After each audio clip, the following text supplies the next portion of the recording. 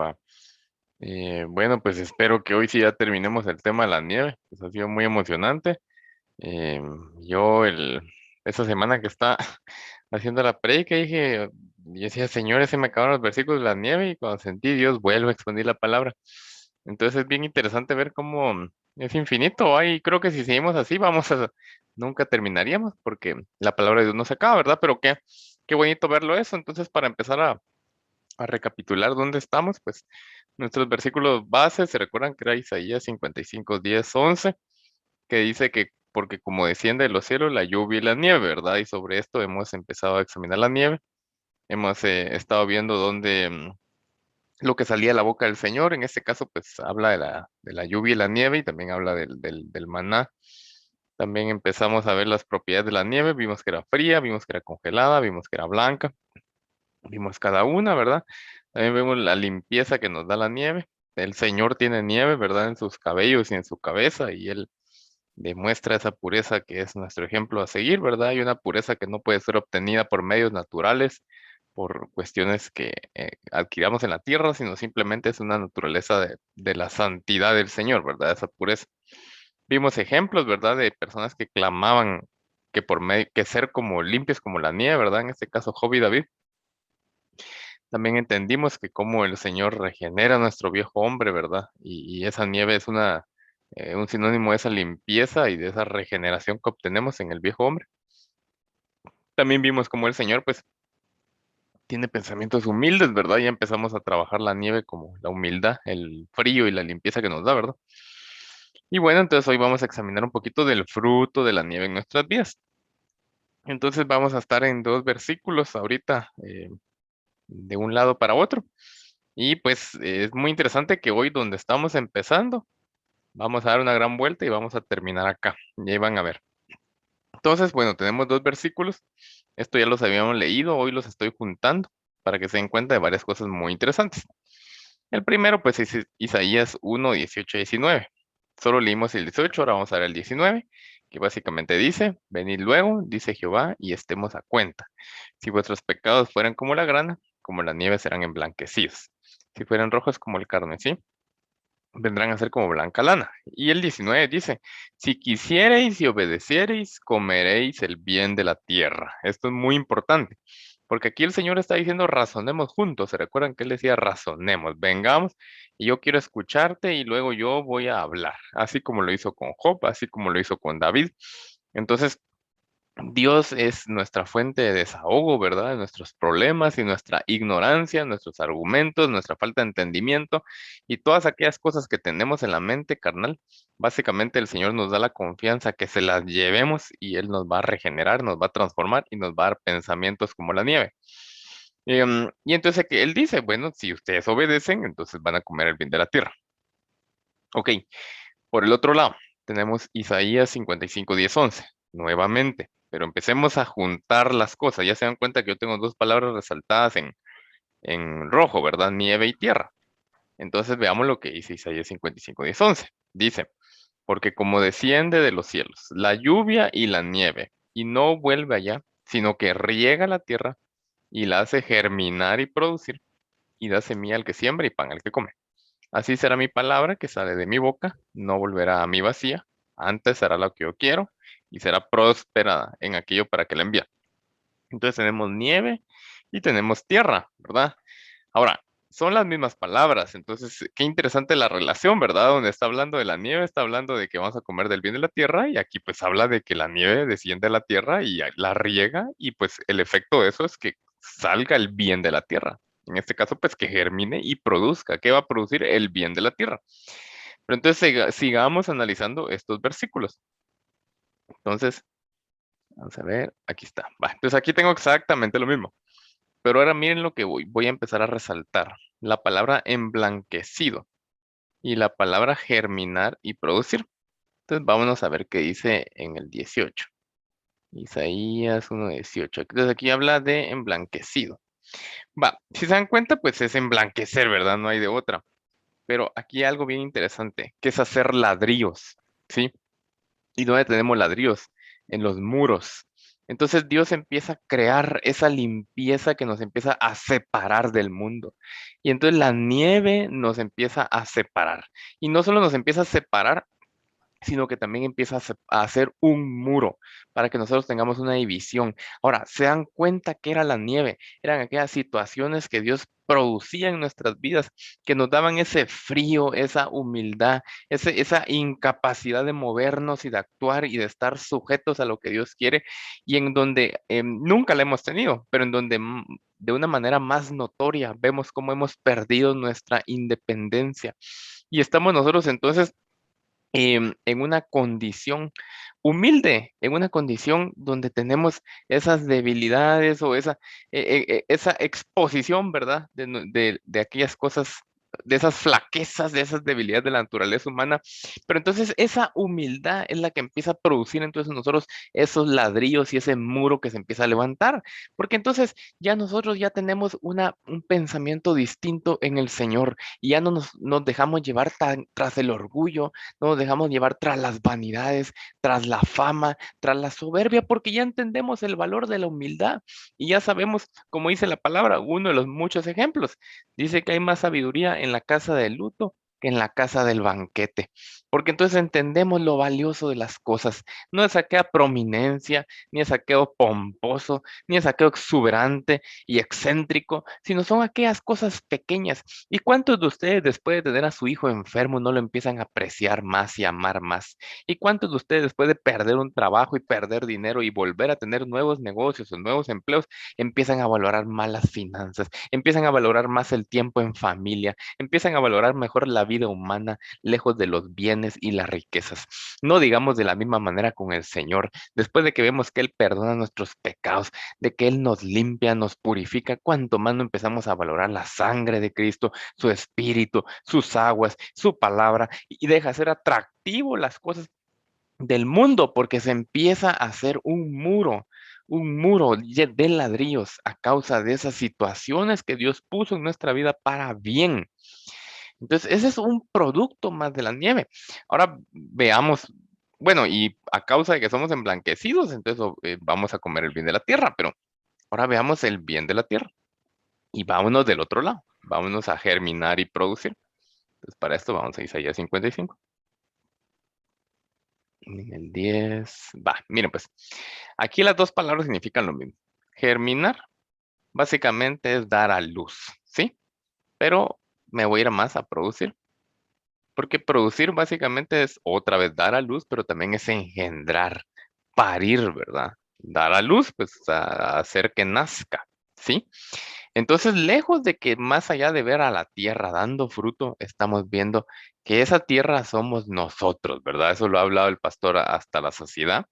Esa figura, las figuras de las cosas naturales en la palabra representan también una situación particular en nosotros. Entonces, somos una pequeña tierra, un pequeño planeta.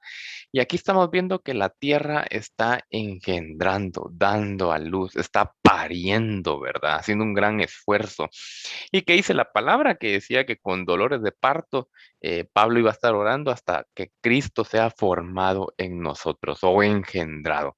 Entonces, vemos cómo la nieve es tan indispensable para que se intensifique nuestra vida de oración, para que podamos entonces meternos a esa intercesión en el Espíritu, a esos dolores de parto y podamos engendrar el bien de la tierra, que básicamente es Cristo en nosotros. O sea, Él está limpiando, Él está purificando y Él está haciendo que salga la imagen y semejanza del Señor a través de regenerarla, de convertirla, de transformarla y de conformarla a su imagen y semejanza.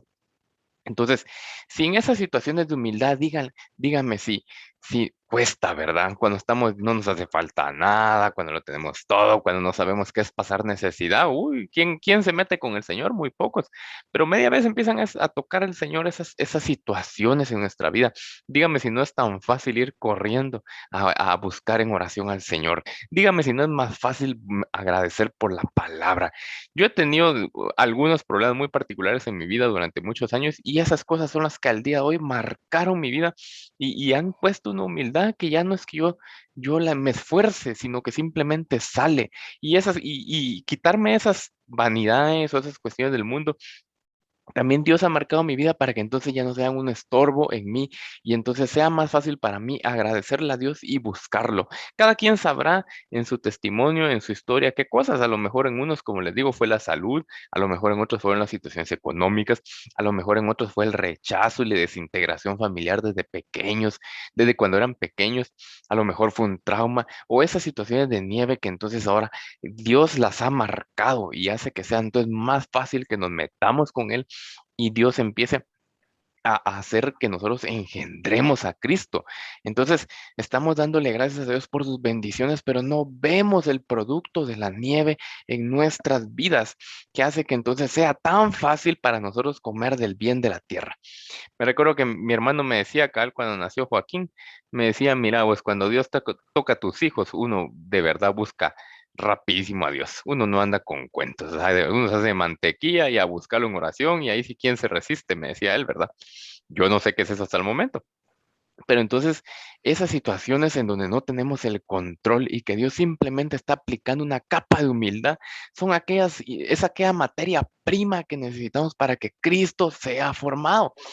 Entonces, tantas veces huimos al dolor, tantas veces huimos a esas situaciones y nos tratamos de redimir y de cubrir con nuestras propias obras muertas, pero básicamente lo que estamos haciendo es impidiendo que se produzca esto, que la tierra germine y produzca. Va, entonces, sigamos en estos versículos. Vamos ahora, solo vamos a dejar Isaías 1:18. Y aquí habla, ¿se recuerdan que hablamos? Si vuestros pecados fueran como la grana, como la nieve serán emblanquecidos. Entonces detengámonos en la grana, ¿sí? Y la grana, básicamente, cuando ustedes ven pues es un color rojo, ¿verdad? Que sale de un gusanito, que aquí es el gusanito carmesí, que daba esa pintura, digamos, o se desprendía de él esa sustancia que era de color rojo y por eso le decían carmesí, ¿verdad? Pero cuando vemos la Biblia, vemos que eso se usaba para cubrir, ¿sí? Y hay muchos ejemplos, tal vez vamos a ver solo algunos. Pero por ejemplo, vemos el ejemplo de Rahab, ¿verdad? Que era pues una ramera, ¿verdad? Que pues, ese era su oficio, pero que de alguna manera pues le hizo un bien a los hijos de Israel.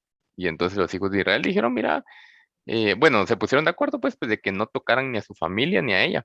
Y entonces había una señal, que era un hilo de grana, ¿verdad? Un hilo rojo. Y a través de eso pues esa fue la protección o la cobertura, ¿verdad? Sobre la cual, valga la redundancia, Rahab fue cubierta y fue espaciada o distanciada de la destrucción que venía, pues en este caso a Jericó. ¿Sí? Y también tenemos otros ejemplos en Jeremías 4:30, ahorita lo leemos, y 2 Samuel 1:24, en donde a través de este material sacaban también vestiduras. Y esas vestiduras eran utilizadas para cubrir. No digamos también las cortinas del tabernáculo, que lo podemos leer en todo Éxodo, que la entrada tenía 4 colores, eran de blanco o lino fino, ¿verdad? De azul, de púrpura y de carmesí. Entonces, el carmesí lo vamos a ver en todo el tabernáculo. Entonces, tal vez para ampliar un poquito, vamos a leer Jeremías 4:30. Le va a pedir a algún hermano que lo quiera leer. Solo donde está Jeremías, aquí está.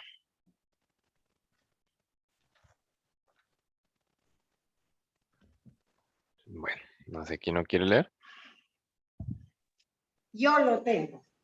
Muchas gracias, hermano. Y tú, destruida, ¿qué harás? Aunque te vistas de grana, aunque te adornes con atavíos de oro, aunque pintes con antimonio tus ojos, en vano te engalanas. Te menospreciarán tus amantes, buscarán tu vida. Bueno, entonces vemos que la grana también era otra cobertura. Y en este caso decía que era para engalanarse, ¿verdad? Para adornarse, para cubrirse. Y que cubrir, pues cubrir de alguna manera, pues algo que no era tan, no poseía tanta belleza, ¿verdad? Sino que tenía que ser complementado con un montón de cosas. Entonces aquí, pues pueden estar diciendo, no, hombre, es que la gente le gusta le gusta arreglarse para fiestas o algo así, pero más allá de eso estamos viendo una naturaleza, ¿verdad? Y aquí estamos hablando de una naturaleza miserable del pueblo de Israel, alejado de Dios y recubierto de ídolos. Y le decía que aunque te pongan las mejores cosas, o sea, tratando de cubrir su naturaleza con lo que encontrar, que ya vamos a ver la grana, Entonces, básicamente, pues no iba a lograr nada, ¿verdad? Solo simplemente iba a tener la excepción de sus ídolos. Aquí dice que lo menospreciaron tus amantes y quedó desolada, ¿verdad? Vamos a leer también 2 Samuel 1:24. No sé quién lo puede leer.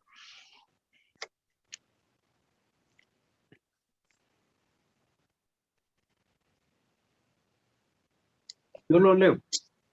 Gracias, hermano. Segunda de Samuel 1:24. Así es. Hijas de Israel, llorad por Saúl, quien os vestía de escarlata con deleites, quien adornaba vuestras ropas con ornamentos de oro. Bueno, entonces veamos lo que hacía Saúl. Él cubría al pueblo, o en este caso a las hijas de Israel, pero ¿cómo fue el gobierno de Saúl? No fue conforme a lo que Dios quería, ¿verdad? Sino fue tras su propio corazón, tras su propia cabeza más bien y gobierno.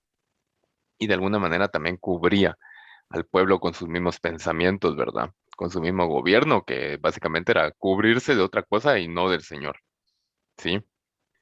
Entonces vemos lo mismo y entendemos entonces que lejos también de algo natural, también hay un principio espiritual que está oculto ahí y es cubrir una naturaleza. Ahora, vemos que por otro lado estaba en el tabernáculo y sabemos que el tabernáculo representa la estatura del Señor. Y aquí entendemos algo que muchas veces se muestra en la Biblia, de que hay cosas que tienen un lado santificado o correcto y otro lado corrupto. Y mucho lo vemos, por ejemplo, en los animales, ¿verdad? Por ejemplo, un perro, ¿verdad? Un perro puede representar la fidelidad si es de la imagen o la naturaleza que Dios quiere expresar, pero por otro lado puede mostrar acusación o un tipo de traición, ¿verdad? Entonces, así podríamos empezar a ver muchas cosas. Pero básicamente, sin pensar si es bueno o malo, estamos viendo que la grana está hablando de una cobertura, de cubrir y está hablando de un color rojo, ¿verdad? Entonces, vamos a entenderlo de los dos lados. Y ahorita van a ver cómo la palabra no se contradice y es impresionante, ¿va? Entonces, veamos la grana de los dos lados. Por un lado, la grana estaba en el tabernáculo, ¿verdad? Y básicamente nos representa la cobertura de la sangre de Cristo. Ese gusanito que dijimos que tiene ese color rojo, básicamente es Jesús, quien siendo tan humilde, ¿verdad? Así dijo en Salmo 22, gusano soy, ¿verdad? Se hizo tan pequeño entonces para que en medio de esa humildad él pudiera entonces tener esa textura roja, ¿verdad? Para nosotros, en su sangre, para darnos vida, para cubrirnos, para hacer expiación por nuestros pecados, redención, etcétera, ¿verdad? Pero por otro lado, vemos que nosotros, al ser a imagen y semejanza del Señor, imagen y semejanza del Señor, tenemos estas mismas propiedades o cualidades o parte de nuestra naturaleza. Pero como el hombre está torcido a causa del pecado, entonces esa grana es básicamente esa cobertura que nosotros queremos hacer con obras muertas, tratar de cubrirnos, tratar de ocultar esa naturaleza miserable, ¿verdad? A través de lo que queremos hacer. Entonces aquí es donde tenemos un problema y en vez de buscar al Señor, tratamos de buscar, como les dije varias veces, buscar consejo en los amigos, buscar vivir una vida de apariencias. Entonces endeudadísimo, pero con el último reloj, con el último carro, con una familia llena de problemas, pero con las mejores publicaciones en Instagram, en Facebook, ¿verdad? Con una vida que no está conforme a la voluntad de Dios, pero con la sonrisa de Colgate en todos los servicios de la iglesia. Entonces estamos empezando a cubrirnos, ¿verdad? Pero de obras muertas, de algo que simplemente, lejos de limpiarnos como lo hace la sangre, nos empieza a manchar, nos empieza en vez de limpiarnos, como les digo, nos empieza cada vez a envolver más, a ensuciar más. Y dígame si no son así esos pecados cuando estamos cuando sabemos que tenemos que buscar a Dios y no lo estamos buscando y sabemos que tenemos que hacerlo, ¿qué nos pasa? En vez de mejorar, nos empezamos a ensuciar, a envolver, nos empezamos a enredar y cada vez paramos peor y peor y peor hasta que básicamente decimos, Señor, yo lo único que te necesitaba y lo que siempre necesité fue a ti, ¿verdad? Entonces, vemos estos dos ángulos, ¿sí? De la grana, pero entonces ahora veamos cómo lo que les digo, que la palabra no se contradice, todo lo contrario. Y entonces entendamos esto. Ya leímos Isaías 1:16 a 18 que dice que si tus pecados fueran como la grana, como blanca nieve serán emblanquecidos. Aquí estamos viendo las obras muertas. Entendimos cómo Dios quiere regenerar nuestros pecados, como Él nos, por un lado está formando al nuevo hombre en nosotros, pero por otro lado está regenerando al viejo, para que nosotros sigamos siendo nosotros, pero seamos lo que tenemos que ser. Y esta es la esposa. Va, pero por otro lado vamos a ver a la mujer virtuosa. Y vámonos a Proverbios 31, 21. Y van a decir, ¿y eso qué tiene que ver? Va, ahorita lo van a ver. ¿Quién lo lee?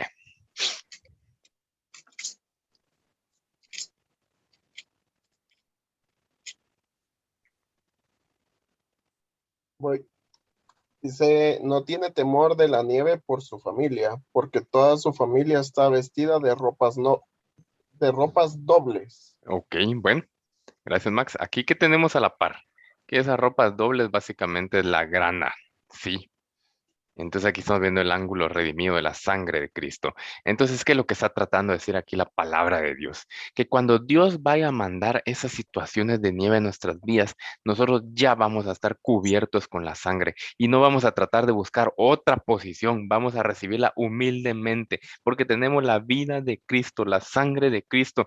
Y entonces va a venir la nieve y vamos a dar gracias. Y va a venir la nieve y nosotros vamos a alabar y bendecir al Señor, como lo hizo Job al inicio. Vino toda la calamidad a su vida y él dijo, Jehová Dios, Jehová quitó, sea el nombre de Jehová bendito, porque está esa cobertura, esa sangre en nosotros y entonces ya no tiene temor. ¿Cuántos no le tienen temor a la nieve? Pues de plano, ¿verdad? Son situaciones en las que uno no desearía estar, pero Dios sabe que es para nuestro bien, que son buenas, que va a hacer que produzca la tierra y germine la tierra y que entonces Cristo sea formado en nosotros, pero no vamos a aprovechar eso. ¿Se recuerdan que les dije que la nieve se almacenaba y cuando Dios cambiaba de temporada, entonces esa nieve se empezaba a derretir y fluía como un gran producto en nosotros, como ese río de vida?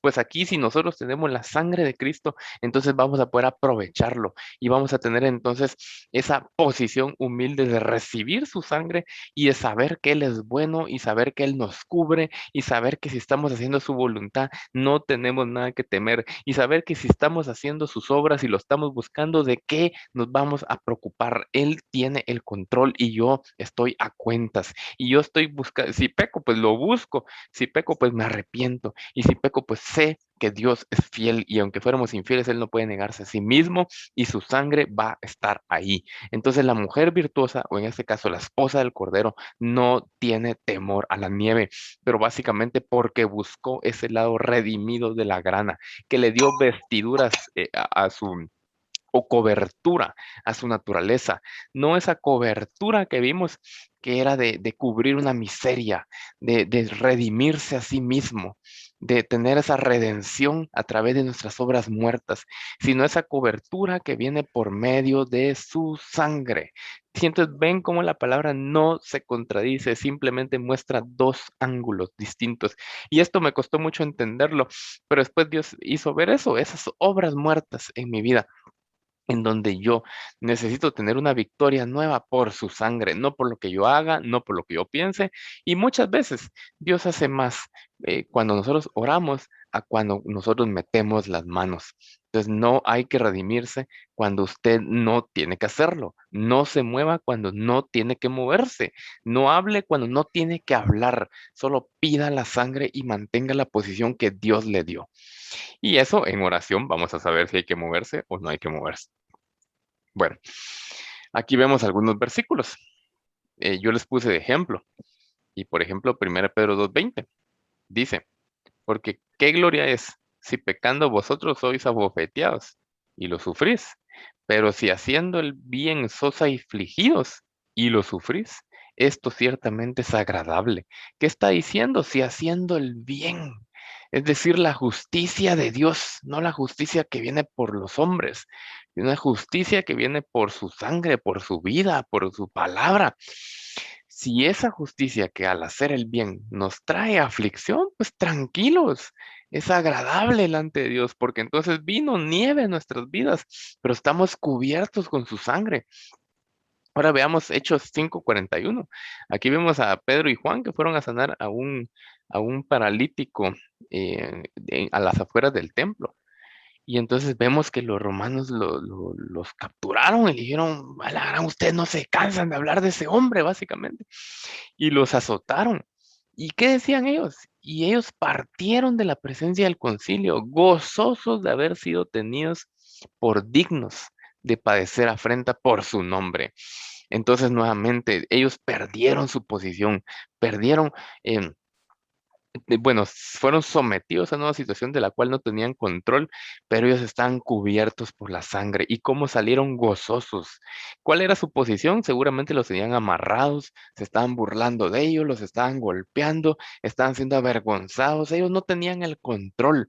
Una situación de nieve, ¿verdad? Fría, congelada, pero ellos estaban alabando el nombre porque sabían la cobertura de la sangre y sabían que no estaban haciendo nada malo, sino solo estaban dándolo a conocer, dando a conocer su nombre, predicando su palabra y compartiendo ese fuego del Espíritu.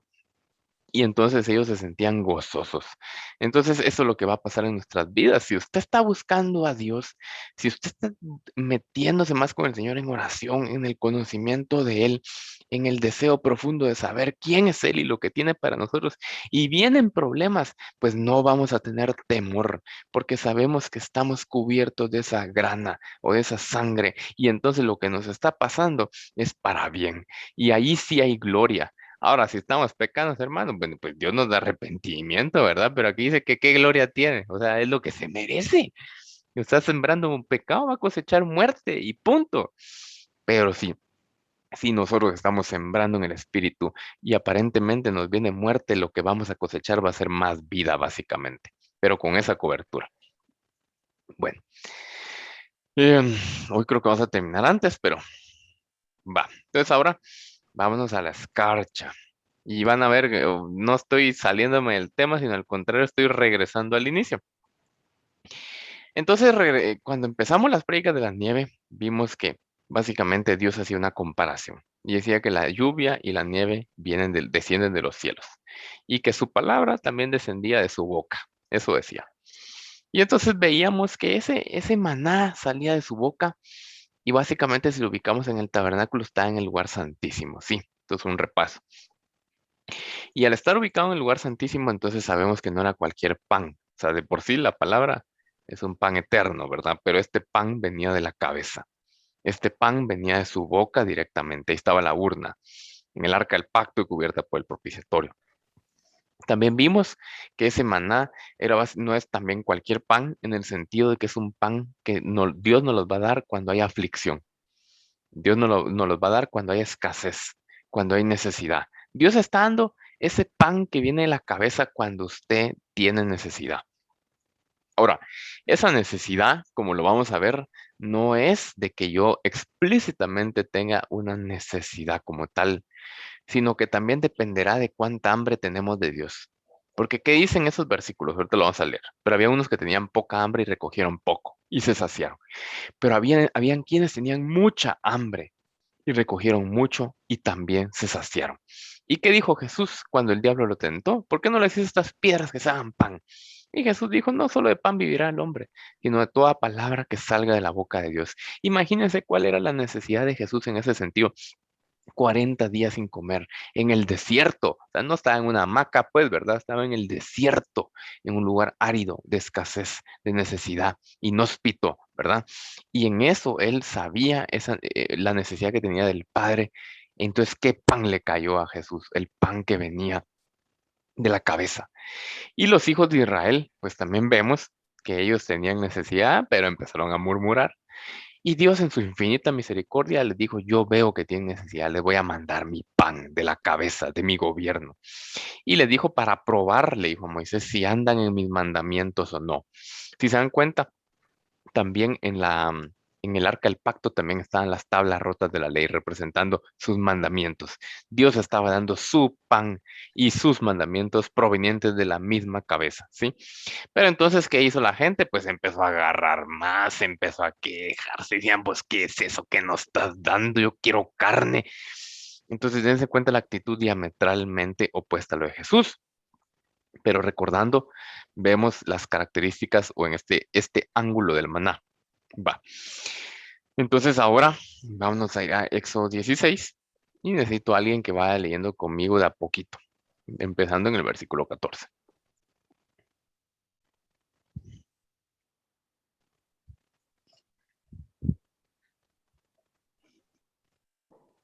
Y cuando el rocío, perdón, Dale, dale. no, Douglas, hacelo tú. No. Primero las damas. Gracias. Y cuando el rocío cesó de descender, he aquí sobre la faz del desierto una cosa menuda, redonda, menuda como una escarcha sobre la tierra. Bueno, entonces vemos que el maná era como escarcha. Yo estaba investigando la escarcha y la escarcha básicamente es otro tipo de nieve. Es agua congelada, ¿verdad? Lo que pasa es que no es como la nieve como tal, sino que pues tiende a ser un poquito más durita, ¿verdad? Pero es nieve. Entonces decía que el maná, perdón, era como nieve. ¿Sí? Dense cuenta. Ya vimos mucho de la nieve. Dense cuenta qué tipo de naturaleza Dios les está dando al pueblo de Israel con el maná. Ya sabemos que el maná cae de madrugada, ¿verdad? Y eso aplica para nuestra vida de oración. Bueno, sigamos en el 15. ¿Me puede ayudar a seguir leyendo, hermano? ¿Hasta qué número? ¿El 20? Por poquitos. Ahorita tal vez si me ayuda a leer el 15 y el 16. Muy bien. Y viéndolo los hijos de Israel se dijeron unos a otros, ¿qué es esto? Porque no sabían qué era. Entonces Moisés les dijo, es el pan que Jehová os da para comer. Esto es lo que Jehová ha mandado. Recoged de él cada uno según lo que pudiere comer, un gomer por cabeza, conforme al número de vuestras personas. De vuestras personas tomaréis cada uno para los que están en su tienda. Bueno, cuando dice ¿qué es esto? Pues básicamente la expresión maná. Maná es ¿qué es eso? O sea, así es como se traduce. Pero entonces, básicamente Moisés le dijo, es lo que hay, ¿verdad? Esto es lo que Dios mandó, esto es lo que ustedes necesitan, esto es lo que les hace falta para seguir caminando. Esta naturaleza de nieve o esta naturaleza humilde es la que ustedes necesitan para dejar de murmurar, para dejar de quejarse, para dejar de rebelarse en contra de la cabeza y empezarse a someter a esa cabeza contra la cual se están quejando. Este es el pan que necesitan y que viene de su boca. Eso es lo que le dijo Moisés. Y bueno, nuevamente dice, esto es lo que Jehová mandó. O sea, esto es lo mejor. Esto es lo que ustedes necesitan en este momento. Entonces, cuando venga la nieve, sepan que viene comida a sus vidas. Cuando viene la nieve, viene pan. Y a veces estamos tan escasos de nuestro pan, pero estamos tan llenos de las cosas del mundo, de las cosas naturales, de ser saciados a través de otras cosas menos de Dios, que entonces dice el Señor, no cae mal un poquito de nieve, ¿verdad? Que les venga, ¿verdad? Pero cuando viene eso, viene pan, viene comida. Dijimos que era como la escarcha.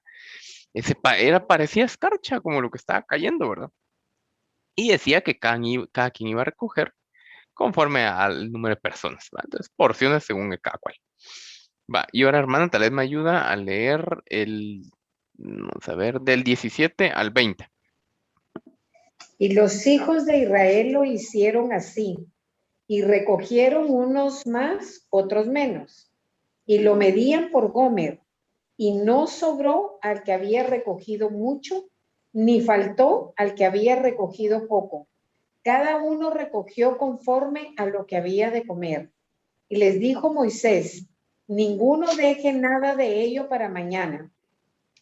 Mas ellos no obedecieron a Moisés, sino que algunos dejaron de ello para otro día, y crió gusanos, y hirió, y se enojó contra ellos Moisés. Bueno, entonces si vemos, dice que cada quien recogía conforme a su necesidad. Y es lo que les digo, pueden haber dos personas necesitadas de Dios, pero una más que otra. Y entonces es un medidor para saber cuánta necesidad tenemos de Dios, cuánto queremos comer. Si comemos poco, Dios es fiel en darnos poco, pero Dios quiere que comamos mucho y que tengamos más necesidad para que Él nos sacie más. ¿Y cómo la tenemos? Pues despojándonos, ¿verdad? Aquellas cosas que nos están llenando son las que nos están quitando el hambre por su palabra, nos están quitando el hambre por Él en sí, por la oración, por su espíritu. Pero entendemos entonces que en la medida que también nosotros nos alimentamos o nos o somos formados más bien en esa naturaleza humilde de la nieve, entonces nuestra condición, nuestra necesidad va a aumentar también. ¿Por qué? Porque ¿qué era lo que estaban comiendo? Pues básicamente el pan que parecía escarcha. Pero si no me gusta la nieve, si yo no estoy cubierto de la sangre como lo hablamos, entonces yo no voy a querer más, ¿sí? Y miren, aquí también se trata una cosa de no es que uno sea masoquista y que uno busque esa aflicción, pero ustedes saben que uno puede afligir su carne, la puede afligir con el ayuno, la puede afligir haciendo entregas, la puede afligir con el arrepentimiento y diciendo yo ya sé lo que hago, yo ya sé que hago el mal que no quiero, pero yo voy a afligir mi carne. Entonces muchas veces también nuestra necesidad aumenta cuando yo creo mi necesidad, afligiendo mi carne. Entonces voy a buscar más de su palabra porque yo mismo busco la nieve. Y aquí estamos hablando de dos ángulos, cuando Dios nos la manda, pero cuando yo la busco, y en este caso es de buscar ese pan que viene en la cabeza, que es como esa escarcha, porque entonces yo voy a afligir mi carne. Yo no sé si aquí ustedes tienen el hábito del ayuno. Pero si no, pues se van a dar cuenta que después ustedes pierden los deseos, ¿verdad? Y, ay, mire, hermanos, que yo no puedo. Bueno, solo quites la cena, pues, ¿verdad? Y después empieza un poquito más y un poquito más. Y bueno, a menos que haya una condición médica, pues de plano no se puede. Pero de lo contrario, sí se puede, ¿verdad? Entonces yo empiezo a afligir mi carne, o haga las entregas, o qué le gusta, en qué se deleita y que no es malo, pues entréguelo y aflija su carne. Y entonces esa naturaleza de escarcha ya no se le va a hacer tan extraña y la va a empezar a desear y le va a empezar a gustar más, ¿sí? Y ahora vámonos a lo que es tremendo, pues aparte de todo esto, ¿verdad? Pero dice que los que desobedecieron lo guardaron para el otro día. O sea, como que tengo necesidad, pero no, hoy no, mañana, ¿verdad? Mañana. Y desobedeció a Dios y crió gusanos. Entonces vámonos acá.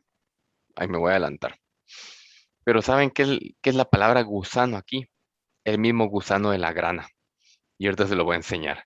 Entonces quiere decir que así es como cuando despreciamos lo que Dios nos manda, es cuando empezamos a criar obras muertas.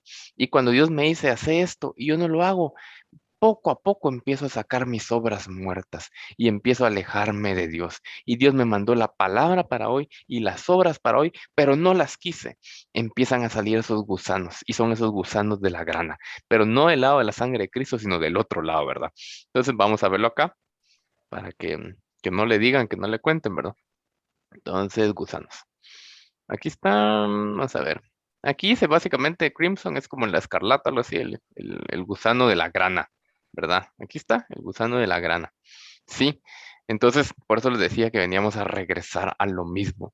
Entonces tenemos un punto clave muy importante, que Dios todos los días nos manda una porción y si yo soy fiel en recogerla en la mañana y si soy fiel en buscar esa nieve voluntariamente, afligiendo mi carne, madrugando en oración, ayunando, haciendo entregas, arrepintiéndome, dejando las cosas atrás para buscar a Dios, entonces esa naturaleza se me va a hacer familiar y va a ser parte de mí.